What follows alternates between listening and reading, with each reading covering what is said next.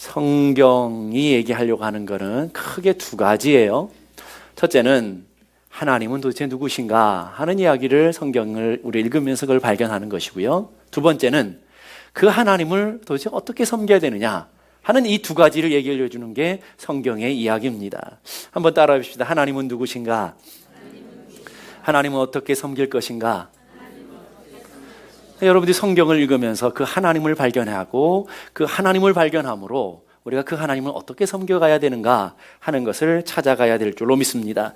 오늘부터 시작되는 10가지의 기적 또한 마찬가지. 우리가 섬겨야 하는 믿음의 대상이 도대체 누군가, 우리가 왜 하나님을 섬겨야 되는가 하는 것들을 분명하게 가르쳐주고 있습니다. 애굽 사람들이 섬겼던 신들은 진짜가 아니다, 아주 무가치한 것이다 하는 것을 10가지의 기적을 통해서 보여줌과 동시에 하나님이 얼마나 위대하시고 이 땅의 주인이 왜 하나님이신가 하는 것들을 우리에게 분명히 가르쳐 주므로 우리가 그 하나님만 섬기는 삶으로 나아오라고 우리를 초청하시는 초청이라는 것을 기억해야 될 줄로 믿습니다.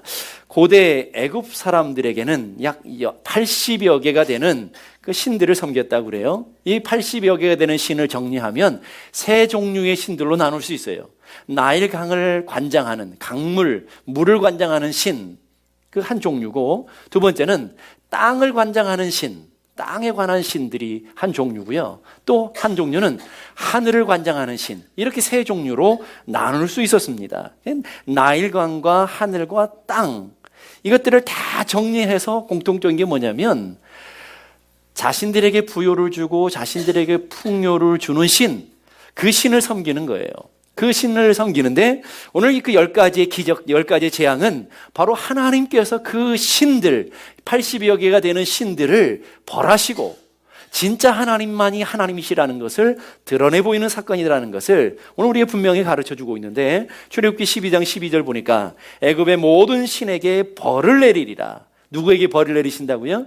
애굽의 모든 신들에게 하나님이 벌을 내리셔서 하나님께서 이 심판을 통해서 진노하시고 하나님께서 징계하셔서 보여주려고 하는 게 뭐냐면, 그 다음 보니까 나는 여호와라, 내가 하나님이시고 나만이 여호와라는 것을 이 모든 사람들에게 알려주겠다, 하나님만 참된 신이라는 것을 알려주겠다. 이게 바로 하나님께서 보이신 10가지 기적의 표적, 상징이라는 것들을 우리 기억하면서 우리가 함께 나가야 될 줄로 믿습니다. 그러면서 하나님은 하나님의 하늘의 신이고, 하나님은 땅의 신이고, 하나님은 물의 신이며, 하나님은 천지의 신이다, 하나님만 하나님이다라는 것을 우리에게 가르쳐 주시는 하나님의 은혜의 말씀이라는 것을 기억해야 될 줄로 믿습니다. 그 10가지 기적 중에 첫 번째 기적이 무슨 기적이죠? 물이 피가 되는, 나일강이 피가 되는 그런 재앙, 기적을 하나님께서 보여주십니다. 이집트 사람들에게 나일강은 대단한 거예요. 생명줄임과 동시에 그 사람들의 삶의 모든 터가 되는, 자신들의 신과 같은 그런 존재가 바로 나일강이었습니다. 나일강의 길이가 669km라고 그래요. 그러니까 여러분들이 공부하셨을 때에 그렇게 공부하셨을 거예요. 세계에서 가장 긴 강이 무슨 강이죠? 정답을 드렸는데 그걸 모르시겠어요? 나일강이에요, 나일강. 세계에서 가장 긴 강이 나일강이에요. 그러면 여러분들 한 번 더 테스트 해볼게요. 세상에서 가장 넓은 강은요? 집에 가서 찾아보세요. 저를 보지 마시고. 아마존강이에요. 세계에서 가장 긴 강이 나일강인데, 그 나일강을 따라서 이집트 문명이 시작됐고요. 그 나일강을 따라서 이집트의 도시들이 형성된 것을 보게 됩니다. 왜 그러냐 하면 이 애굽이라는 나라는 강수량이 25mm 정도밖에 되지 않아요. 이게 무슨 말이냐 하면, 이 미국이나 한국 같은 경우는 강수량이 1000mm가 넘어요. 250mm가 아니고 25mm라고요. 1년 내내 거의 비가 안 온다고 보면 되는 거죠. 그러니까 이 비가 안 오는 땅의 강물은 얼마나 소중한 삶의 원천이 되겠습니까? 거기는 덥고 건조할 뿐만 아니라 전 국토의 95%가 사막이에요. 땅은 넓은데 쓸만한 땅이 없다라는 거죠. 다 광활한 황량한 사막이다 하는 거예요. 그리고 이 애굽에 독특한 것이 있는데, 애굽에는 6월 말쯤 되면 비가 막 와가지고 이 비가 물이 모여가지고 이 나일강이 범람을 해요.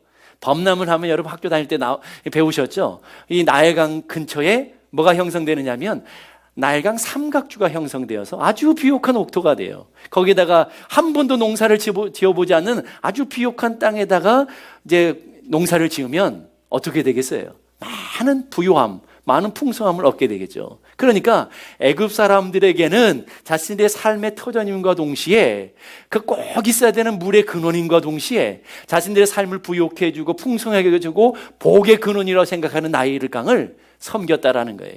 그냥 나일강이 아니라 신과 같은 존재로 섬김의 대상으로 생각했고요. 그리고 그 나일강을 주관하는 또 신이 있었어요. 자기들이 섬기는 나일강의 풍요와 번영을 상징케 하는 신이 있었어요. 그 세 가지 신이 뭐냐면 하피라는 신, 오스리스라는 신, 크놈이라는 신이 이 나일강을 주장하고 있다라고 생각해요. 그래서 그 신들, 나일강에 있는 그 신들이 자신들의 부요를 주고 풍요를 주는 신이라고 생각했다라는 거예요. 그런데 하나님께서 그 나일강을 아주 못 쓰는 정도가 아니라 저주가 되도록 하나님께서 물을 피가 되게 만드셨으니까 이 나일강을 섬기는 사람들이 얼마나 많은 충격을 받게 됐겠어요. 평생에 한 번도 그런 역사가 없었는데 나일강 전체가 피로 변했어요. 피로 변한 것뿐만 아니라 거기에서 물고기들이 떼죽음을 당하고 악취가 나고 냄새가 나는 그런 땅이 되어버리고 말았다고 생각해 보세요. 이게 얼마나 큰 충격이겠습니까? 오늘 20절의 말씀을 보십시다. 20절 보니까 모세와 아론이 여호와의 명하신 대로 행하여 바로와 그 신하의 목전에서 지팡이를 들어 하수를 치니 그 물이 다 피로 변하였다. 누가 했다고요? 모세와 아론이 나일강을 쳤더니 바로 앞에서, 그것도 이 바로 이게 신과 같은 존재 앞에서 물을 지팡이를 가지고 쳤더니 다 피로 변해버려요. 순식간에 피로 변했다라는 거예요. 그러면서 이거를 통해서 하나님께서 기적을 통해서 보여주시는 게 뭐예요? 부요와 풍요를 주는 것은 물론 나일강이 맞다. 나일강에서 우리 풍요와 부요를 얻었잖아요. 맞지만 그러나 더 앞서가면 그 나일강의 주인, 나일강을 삶의 부요와 풍요의 근원이 되는 분이 누구냐? 바로 하나님이시다라는 것을 우리에게, 애굽 사람들에게 보여주고 있는 사건이라는 것을 우리는 기억해야 되는 거예요. 나일강은 물의 근원, 물이 어디서부터 오는 거예요? 땅에 원천이 있어가지고 물이 솟아나와서 강이 생기는 게 아니잖아요. 그 물이 어떻게 만들어지는 거예요? 하나님께서 하늘에 비를 내리셔야만 그 비가 모여져서 나일강이 되어지고 범람해서 풍요와 다산과 그리고 많은 축복을 주는 것이 아니겠습니까? 그러니까 이 애굽 사람들은 나일강이 부유와 풍요를 준다고 생각하는데 하나님은 그 근원을 변화시키면서 하나님께서 그 근원을 하나님께서 저주하심으로 말미암아 그 모든 것의 근원, 그 모든 것의 시작은 하나님이다라는 것을 오늘 분명하게 우리에게 가르쳐 주고 있는 거예요. 오늘 여러분 이 땅을 살아가면 애굽 땅에 살아가면서 애굽 땅에 여러분들의 나일이 있죠. 여러분들을 부욕케 하고 여러분을 풍성케 하는 것. 그건 여러분의 가정일 수도 있고 여러분의 사업장일 수도 있고 여러분이 만나는 사람일 수도 있고 여러분이 양육하는 자녀일 수도 있고 여러분의 삶에 다 나일강을 갖고 있을 거라고요. 근데 그것이 우리의 삶에 부여를 주고 풍요를 준다고 생각하잖아요. 그런데 그 앞서가면 그것을 주장하고 그것을 관장하는, 여러분의 사업에 복을 주시고 여러분의 사업을 지켜주시고 여러분의 가정을 지켜주시는 그 근원적인 분이 도대체 누구냐 하는 것을 우리에게 알라라는 거죠. 그 근원이 도대체 누구예요? 하나님이라는 걸 여러분 믿으십니까? 우리가 어렸을 때에 저도 연을 많이 만들었었습니다. 방패연도 만들 줄 알고요, 가오리연도 만들 줄 알아요. 그 가오리연, 방패연을 만드는 목적이 뭐죠? 구경하기 위해서 만드는 연은 없어요. 다 날리기 위해서. 그래서 거기에 태극 문양을 만들어 붙이기도 하고요. 때로는 꼬리를 아주 멋있게, 다른 친구들 연보다 훨씬 더 멋있게 만들어서 폼내기도 하고, 그렇게 연을 만드는 거예요. 그 연을 제가 아무리 아름답고 아무리 에너지와 모든 열정을 다해서 모든 창의력을 발해서 아름다운 연을 만들었어요. 그런데 바람이 불어주지 않으면 그 연은 아무짝에 쓸모가 없는 거예요. 바람이 불어줘야 그 연을 날릴 수 있는 거예요. 오늘 우리 인생도 마찬가지예요. 여러분들이 여러분의 에너지를 가지고 여러분의 힘을 가지고 여러분의 노력과 여러분의 계획을 가지고 사업장을 거창하게 꾸밀 수 있어요. 나일강을 만들 수 있어요, 여러분. 그리고 여러분의 삶의 원천의 복들을 꾸미면서 여러분들이 가진 거 가지고 다 해가지고 여러분의 가정을 꾸며갈 수도 있고요, 삶의 것을 아름답게 포장할 수도 있어요. 그런데 연이 바람 불지 않으면 아무짝에 쓸모없는 것처럼 하나님께서 여러분의 은혜의 바람을 불어주시고 축복의 바람을 불어주지 않으면 여러분의 가정에 아무짝에 쓸모없는 거예요. 여러분이 사업에 성공하기 위해서 준비한 모든 것들도 아무짝에 쓸모없는 무용지물이 될 수 있다는 것들을 우리가 알아야 된다는 거예요. 그러니까 애굽 사람들은 나일강이 우리의 삶에 풍요를 주고 우리의 삶에 축복을 준다고 생각했지만 하나님이 그 원천을 막아버리시면 아무짝에 쓸모없는 것이라는 것들을 오늘 이 기적을 통해 가르쳐 주신과 동시에 오늘 여러분의 삶에도 마찬가지죠. 여러분의 삶에 일어나는 모든 일들이 하나님께서 막아버리시면 아무짝에 쓸모없는 것이라는 것을 우리가 이 기적을 통해서, 이 사건을 통해서 깨닫는 은혜가 있어야 될 줄로 믿습니다.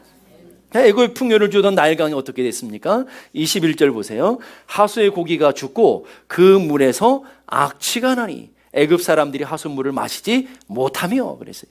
자, 그 풍요를 줬던 물이 악취를 낸단 말이에요. 생명의 물이 죽음의 물이 되어버렸어요. 풍요를 줬던 물이 이제 골칫거리가 되었어요. 우리 삶에 복과 은혜를 줬던 그 물이 말이에요. 엊그제까지만 해도, 아니 오늘 아침까지만 해도 그 축복이었던 그 물이 오늘 우리 삶을 고통스럽게 하고 우리 삶을 아프게 하고 우리 삶의 인생의 짐이 되는 그런 것으로 한순간에 바뀌어지고 말았다라는 거예요. 무엇 때문에요? 오늘 20절로 다시 돌아가니까 친히 그 물이 다 피로 변하여 쳤더니 변하였다. 쳤더니 변하였다. 누가 쳤어요? 모세와 아론이 분명 쳤죠. 그렇지만 모세와 아론을 세우시고 치도록 하신 분이 누구예요? 하나님이시라는 거예요. 하나님이 쳤더니 변했다. 어떻게 변했어요? 생명이 죽음으로 변하고 복이 저주로 변하고 축복의 근원이 저주의 근원으로 바뀌어지더라는 거예요. 여러분 그걸 가르쳐 알라라는 거예요. 하나님이 치시면 그렇게 된다라는 거예요. 오늘 여러분의 가정을 하나님이 치시면 그렇게 바뀌어진다라는 거예요. 하나님이 여러분의 사업체를 붙들시고 하나님이 보존하시고 지켜주시니까 복이 되어지고 은혜가 되어지는데 하나님이 그것을 치시면 그 복되었던 것들이, 그 은혜가 되었던 것들이 하루아침에 저주가 되어지고 악취가 내고 죽음의 냄새를 풍기는 그런 것이 되어진다라는 것, 이걸 알라라는 거예요. 여러분 오늘 여러분들이 그걸 기억하시라는 거예요. 하나님이 그거를 기억하도록 이 첫 번째 기적을 애굽 사람들에게 주시더라는 것입니다. 1923년 시카고의 에지워터 버치 호텔이라는 곳에 아주 중요한 회의가 있었어요. 이 미국에서 내놓으라 했던 9명의 재벌들이 모여서 회의를 하고 있었는데 중요한 결정들을 하고 있었어요. 어떤 기자가 25년 후에 그 사람들이 도대체 어떻게 됐나 너무 궁금해서 그 사람들을 조사했어요. 9명. 세계를 쥐락펴락했던 미국을 움직이는 그 9명이 도대체 25년 후에 어떻게 됐을까? 근데 결론은 아주 놀라웠어요. 강철을 주장했던 슈와브라는 사람 파산해서 죽었고요. 비료를 관장했던 인슐이라는 사람 부전축제로 파산해버렸고요. 가스를 주관했던 홉스라는 사람은 정신병 환자가 되었고요. 소맥, 보리, 밀 이런 식량을 담당했던 사람은 고튼이라는 사람은 파산해버렸고요. 증권계의 휘튼이라는 사람은 감옥에 갔고요. 정치계의 휠이라는 사람은 험한 인생이 비관해서 어딘지 사라졌고요. 은행계를 장악했던 프레저라는 사람은 자살했고요. 금융계를 움직였던 리비모라는 사람은 자살했고요. 대기업가 크루기 역시도 자살했다. 9명이 25년 만에 한 사람도 제대로 된 사람이 없었다는 거예요. 이게 인생이라는 거예요, 여러분. 내 인생을 주장할 수 있었고 내 인생의 복이 될 것 같은 나일강이 한순간에 저주가 될 수 있고 한순간에 우리를 죽음으로 몰아갈 수 있는 것이 될 수 있다는 것들을 기억하라는 거예요. 우리를 영원히 보장해주고 영원히 지켜줄 수 있는 것이 없다라는 거예요, 여러분. 이걸 알아야 된다는 거예요. 여러분이 사랑하고 여러분이 붙잡는 것도 마찬가지라는 거예요. 이 9명의 대기업, 세계를 움직였던 사람이 25년 만에 그런 결과가 났다고 한다면 우리처럼 연약하고 우리처럼 볼품없는 사람들이 뭐 25년까지 가겠어요? 5년 만에 끝장날 수도 있다는 것들을 하나님이 우리에게 보여주고 있다는 거예요. 그뿐만 아니라 반대의 역사도 나타나는 거예요. 하나님이 치셨더니 나일강의 풍요와 부요가 저주와 냄새와 악취나는 죽음의 냄새가 나는 그런 땅으로 변했지만 반대로 하나님이 죽음의 냄새나고 인생에 막혀있는 장애물과 같은 것들을 하나님이 치시면 이것 또한 또 생명으로 바뀌고 은혜로 바뀌어지는 사건들이 성경에 나오는 것을 보게 됩니다. 하나님이 치시면 반석에서 물이 나왔어요. 반석은 아무짝에 쓸모없는 거예요. 그런데 그 쓸모없는 땅에 하나님이 치시니까 거기에 생명을 살리는, 광야에서 이스라엘 백성 60만 명을 먹여 살리는 그런 귀한 생명의 근원이 그 속에서부터 터졌다라는 거예요. 하나님이 치시면 쓴물과 같은 도무지 쓸모없는 그 쓴물이 생명의 물이 되어지고 단물이 되어지는 역사도 성경에 있었다는 거예요. 이스라엘 백성들을 막고 이스라엘 백성들에게 고통이 되는 이 홍해도 하나님이 치시면 한순간에 갈라져서 이스라엘 백성들의 생명길이 되어지고 이스라엘 백성들에게 은혜의 길로 눌려지는, 은혜의 길로 열려지는 그런 역사도 하나님이 치시니까 일어나게 되더라는 거예요. 그럼 오늘 하나님께서 어떻게 하시느냐, 이게 중요한 거죠. 이걸 통해서 우리에게 보여주는 것은, 하나님께서 우리에게 가르쳐 주시는 교훈은 나일강, 여러분의 삶이 붙들고 있는 삶의 원천, 이것이 여러분에게 복을 주는 것이 아니라 그 뒤에서 여러분의 삶에 복 주시고 은혜를 주시는 분은 하나님이시라는 것을 깨닫고 그 하나님을 섬기는 삶을 살아야 된다는 것을 우리에게 교훈하시는 줄로 믿습니다. 우리의 인생에도 나일강이 있어요. 여러분마다 다 갖고 있는 나일강이 있을 거예요. 그 나일강은 어떤 것입니까? 여러분이 하나님보다 더 의지하는 것, 바로 그것이 나일강이에요. 하나님보다 더 사랑하는 그것이 곧 나일강이에요. 오늘 우리 안에 나일강이 있잖아요. 그 나일강, 우리는 하나님보다 더 의지하며 더 사랑하며 살아갈 때 얼마나 많아요. 우리는 하나님 믿습니다, 하나님 사랑합니다 하지만 우리 삶의 실존으로 가면, 우리 삶의 진짜 삶의 현실로 가게 되면 하나님보다 더 붙들고 더 사랑하는 것이 우리에게 있다라는 거예요. 그게 나일강이라는 거예요. 개 한 마리가 두 사람을 따라가고 있었어요. 누구의 주인인지 몰라요. 두 사람이 함께 걸어가는 동안에는 그 개의 주인이 누구인지 구별이 안 됐어요. 근데 어느 순간에 갈림길이 일었어요. 갈림길. 한 사람은 이쪽으로 가고 한 사람은 이쪽으로 왔어요.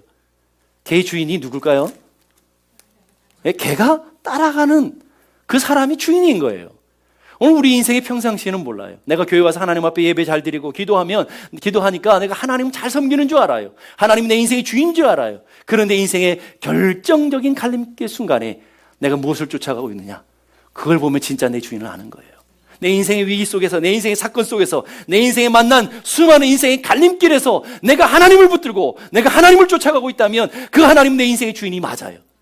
근데 인생의 그 갈림길에서, 인생의 그 갈림길에서, 인생의 수많은 사건, 수많은 인생의 문제 속에서 내가 돈을 쫓아가고 있다면 돈이 내 주인인 거예요.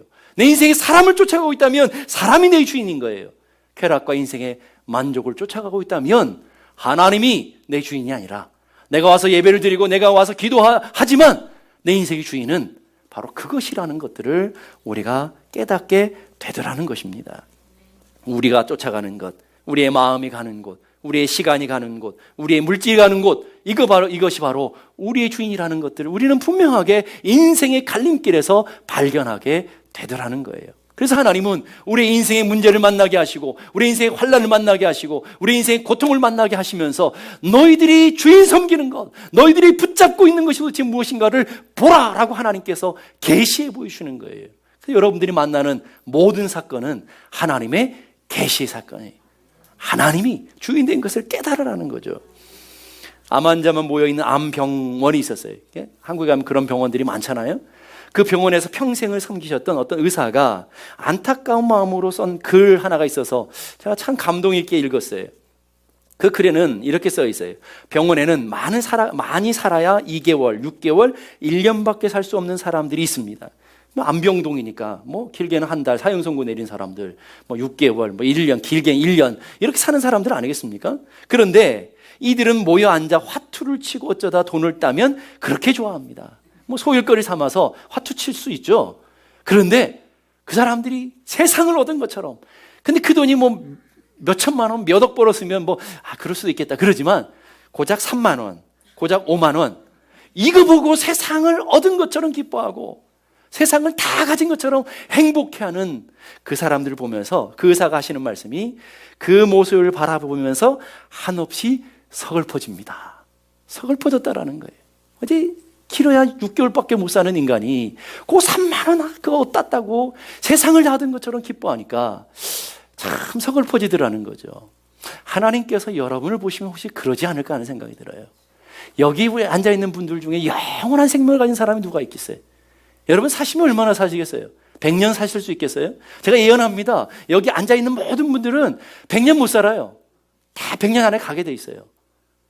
뭐 길게 살아야 50년 더 사시겠죠. 이 50년 산다는 건 뭐예요? 이미 우리도 사형 선고 내려서서 3개월 살지 6개월 살지 모르는 거지만 영원한 하나님의 시간 속에 보면 뭐 10년 20년 사는 게 뭔 의미가 있겠어요? 근데 우리는 뭐예요? 이 땅에 3만 원 좀 더 얻었다고, 사업 좀 더 잘 된다고 그 세상을 다 얻은 것처럼, 아이들 조금 좋은 대학 갔다고 세상을 다 얻은 것처럼 그것에 만족하고 그것에 행복해하는 오늘 우리들의 모습을 보면서 하나님이 너무 서글퍼하시지 않을까? 똑같은 거 아니겠습니까, 여러분? 철학자 키에로케고르라는 사람이 이렇게 얘기했어요. 인생이란 사형 언도를 받은 죄수들이 감옥에 한 사람씩 사형장으로 끌려가는 걸 보면서 자신의 차례를 기다리는 것과 똑같다. 인생이 그런 거라는 거예요, 여러분. 여러분 이미 사형 선고 내리신 걸 아십니까? 여러분 어떻게 아셔요? 주변에 있는 사람들 보면 아시잖아요. 주변에 있는 사람, 사랑했던 사람, 형제, 부모님들 한 사람 한 사람 보내면서 아, 인생을 그렇게 가는 거구나. 그러면서 조금 우리의 마음속에 두려움이 하나 생기잖아요. 아, 이러다가 나도 가는 거지. 다 가는 길, 나도 언젠가는 이 길 가겠구나. 그런 생각 안 들었나요? 조금만, 많이는 아니어도 뭐 그렇게 심각하게 고민 안 해도 친구를 보내면서, 사랑하는 사람들을 보내면서 조금 마음에 그런 두려움이나 그런 마음들이 없었습니까? 있잖아요. 아, 얼마 없으면 나도 이 길 갈 텐데. 얼마 없으면 나도 이렇게 갈 텐데. 그리고는 뭐예요? 돌아서서 3만 원 얻은 거에 행복해하고 5만 원 받은 것 때문에 막 세상을 다 얻은 것처럼 만족해하며 살아가는 인생. 이게 오늘 우리들의 인생 아니냔 말이에요. 그렇잖아요, 여러분. 목숨 걸어야 할 일이 있고요, 목숨 걸지 않아도 되는 일들이 있어요.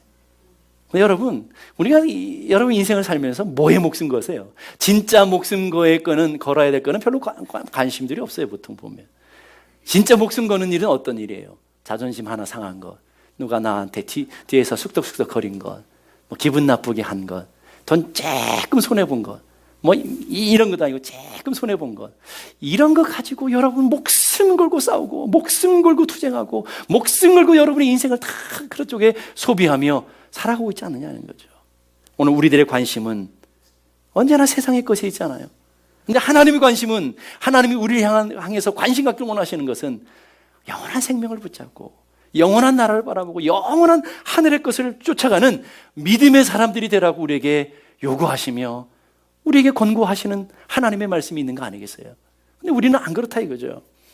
엘리사의 제자로 부름받았던 게하시라는 사람을 여러분 아실 거예요. 얼마나 영광이에요. 위대한 선지자의 제자로 부름받았던 게 얼마나 영광입니까? 그런데 나만의 답례품에 욕심내서, 조그마한 물질에 욕심내서 결국 그 제자의 길을 잃어버리고 몸에 문둥병이 되어서 믿음의 공동체로부터 쫓겨나는 아주 비참한 인생이 되어지고 말았어요. 그 큰 축복을 받았음에도 불구하고 말이에요.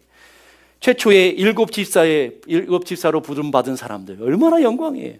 초대교회 7 집사예요. 얼마나 영광입니까? 그 중에 니골라라는 사람은 그 영광을 잃어버리고 다시 원래 삶의 자리로 돌아가서 그 영광을 잃어버렸잖아요. 추한 이름을 갖게 되었잖아요. 주님의 제자로 부름받았던 유다, 주님의 사도로 부름받은 게 얼마나 영광입니까? 역사 이후로도 이전으로도 없는 유일한 12명의 제자로 하나님 앞에 부름받은 게 얼마나 영광이에요. 그런데 돈의 욕심 때문에 사랑하는 스승을 팔아버리고 믿음의 길을 떠나는 그런 아주 비참한 사람의 삶으로 전락해버리고 말았어요. 사도 바울의 제자로 부름받았던 데마라는 사람이 있었어요. 사도 바울의 그 영광 가운데, 하나님의 나라를 참여하는 그 영광 가운데 부름받은 그 은혜가 얼마나 큰 거예요. 그런데 세상을 사랑하여 사도 바울을 떠나고 세상을 사랑하여 믿음의 길을 떠났다고 그랬어요. 네 사람의 공통점이 뭐예요? 하나님의 영원한 가치, 하나님의 영원한 축복과 하나님의 영원한 은혜들을 잃어버리고 잠깐 눈에 보이는 것 쫓아서, 잠깐 눈에 보이는 욕심 때문에 그 영원한 가치를 잃어버렸던 어리석은 사람의 모습들을 그려주고 있지 않느냐는 거예요. 뭐 때문에요? 눈앞에 보이는 현실, 눈앞에 보이는 것 쫓아가다가. 왜 그런 일이 벌어지는 거예요? 가치를, 우리의 믿음의 가치를 어디에 두느냐 하는 거죠. 여러분의 믿음의 가치를 영원한 것에 두면 영원한 것을 붙잡고 살아가게 돼 있어요. 그러나 여러분의 믿음의 가치를 땅의 것에 두면 언제나 땅의 것을 쫓다가 인생을 사라지는 줄도 모르고 가는 인생이 될 수밖에 없더라는 거예요. 하나님은 나일강의 심판을 통해서 너희들이 붙잡아야 될 것은 땅의 것들이 아니라 저 하늘의 은혜, 하늘의 복을 쫓아가는 믿음의 사람이 되어야 된다. 하나님 믿는 사람이 되어야 된다라고 우리에게 분명히 가르쳐 보여주고 있는 거예요. 자, 그러면 애굽 사람들이 그 기적 앞에, 그 재앙 앞에서 어떻게 반응하느냐는 거예요. 자, 24절 보십시다.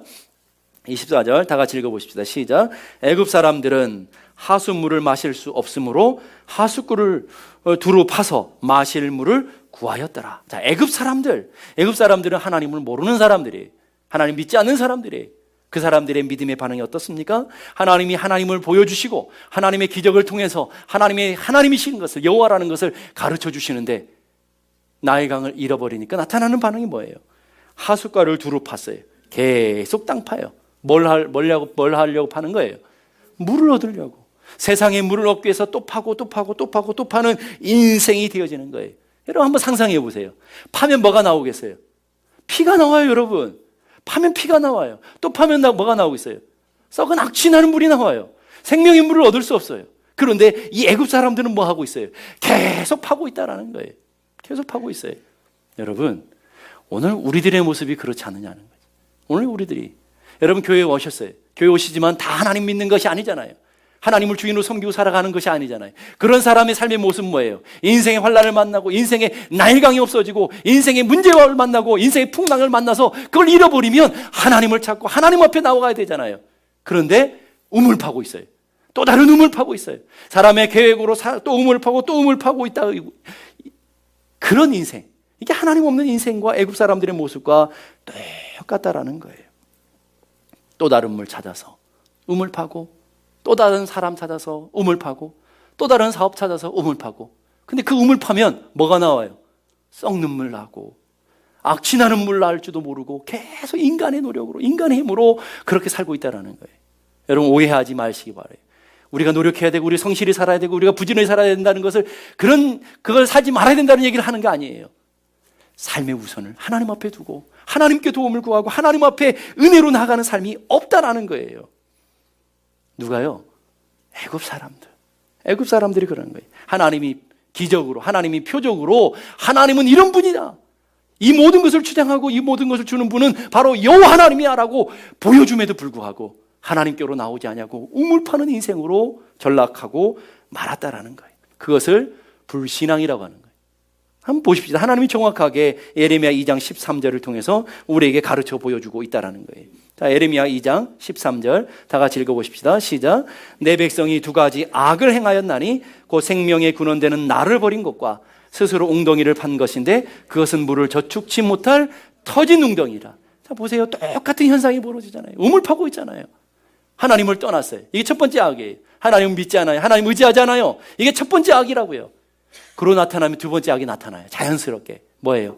부지런히 우물 파는 거예요. 부지런히 우물 파요. 근데 그 우물이 어떤 우물이라고요?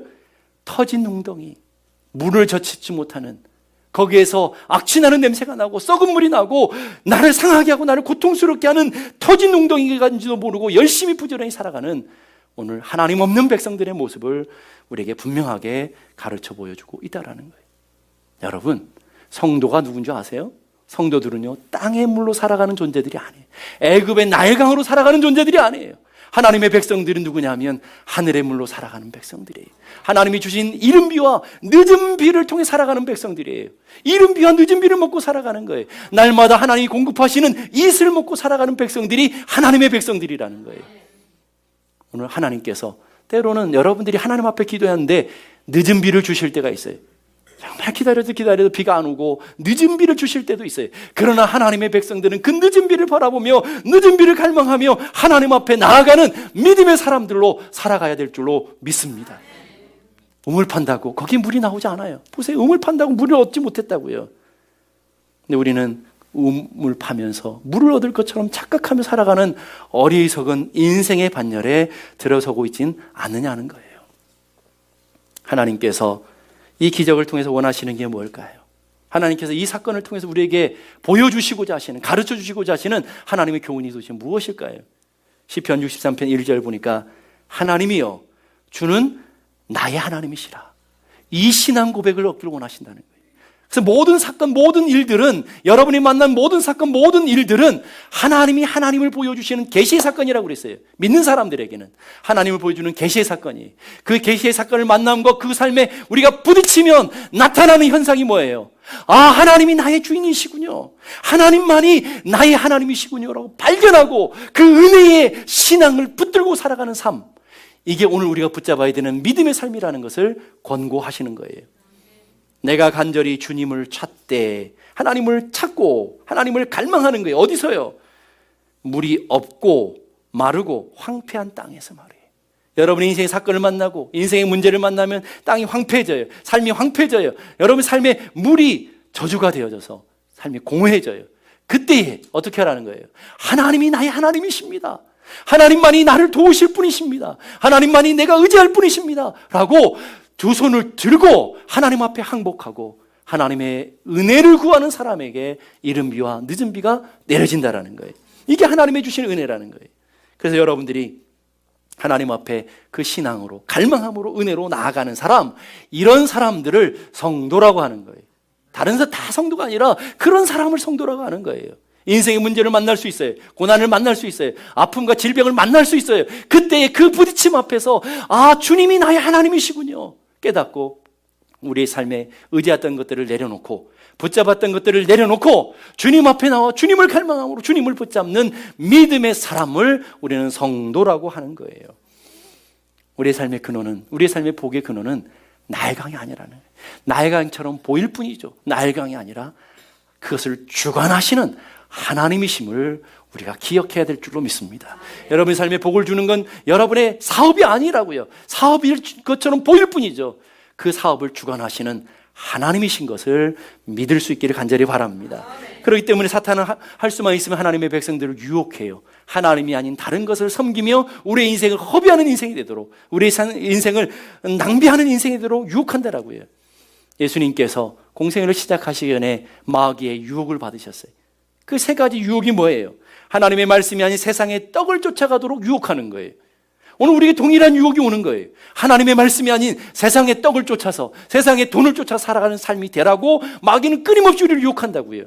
두 번째, 예수님은 하나님이 아닌 명예와 영광을 쫓아서 인생을 허비하도록 유혹하고 있어요. 마귀가 예수님을 그렇게 유혹하고 있다고요. 눈에 보이는 영광 쫓아서, 눈에 보이는 세상의 그 명예 쫓아서 하나님이 아닌 다른 것을 쫓아가는 허비한 인생이 되라고 유혹하는 거예요. 오늘 우리도 똑같지 않아요? 하나님이 아닌 세상의 명예 쫓아서, 세상의 영광 쫓아서 인생 송두리째 낭비하는 사람들이 얼마나 많습니까? 세 번째 유혹은 하나님이 아닌 눈에 보이는 땅의 것을 붙잡는 삶을 살아가라고 유혹하는 거예요. 오늘 동일한 세 가지 유혹이 오늘 우리들의 삶의 가장 큰 유혹 아니겠어요? 그 유혹 앞에 예수님은 어떻게 결단하셨어요? 예수님은 어떻게 단호하셨느냐라는 거예요.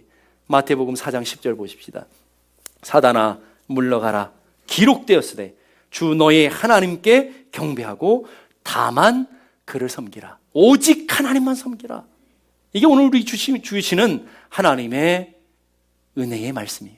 오늘 하나님의 백성들 주시는 삶의 목표요, 표대라는 것을 가르쳐 주고 있어요. 주 너희 하나님께 경배하고, 다른 어떤 것 유혹 앞에서도 하나님께 경배하고, 다만 오직 하나님만 예배하는 삶을 살 때 하나님은 그 백성을 붙들어 주시고, 하나님 그 백성을 책임져 주시고, 하나님 그 백성에게 은혜와 복을 주신다라는 것. 오늘 여러분의 삶에 그 은혜가 여러분에게 있었으면 좋겠어요. 그래서 부지런히 사시되 하나님 붙잡고 부지런히 살 수 있는 은혜가 있기를 바라요. 열심히 성실하게 사시되 하나님 붙잡고 열심히 부지런히 성실히 살아가는 은혜가 있기를 원해요. 여러분이 붙잡는 헛된 우물 파는 삶 살지 마시고, 헛된 우물 파는 삶 살지 마시고 하나님의 은혜를 붙들고 살아가는 믿음의 사람들이 되어야 될 줄로 믿습니다. 복음성가에 보면 내가 주인 삼은 모든 것 내려놓고 내 주 대신 주 앞에 나아가 내가 사랑했던 모든 것 내려놓고 주님만 사랑해. 내가 붙잡고 있는 것, 내가 사랑하는 것 이제 좀 내려놓고 주님 붙잡고 주님 사랑하며 살아가는 삶의 모든 삶의 근원 되시는 그 하나님을 의지하고 하나님 사랑하며 살아가는 믿음의 사람들이 될 수 있기를 주님의 이름으로 축복합니다.